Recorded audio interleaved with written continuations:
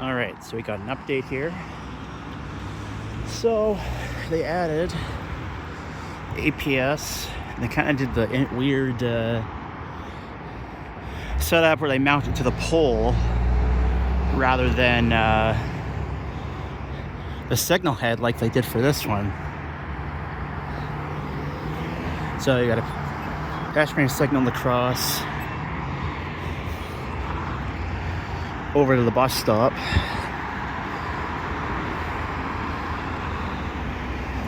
But you still have to, like you can't actually cross the interchange here. You still have to use the bridge.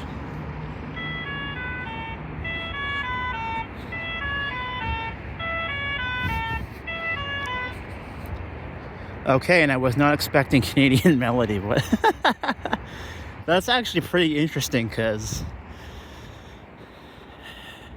Saanich uses chirp, so the ministry usually, like, they'll follow whatever the municipality does, so they usually use chirp, but I guess here they didn't. So interesting. They kind of restriped the lines here because before they were side by side, and the problem was that buses would be in the left lane, and then if you're turning right on red, you can't see traffic coming from the over there. So now they've improved the stop lines. But yeah, there you go.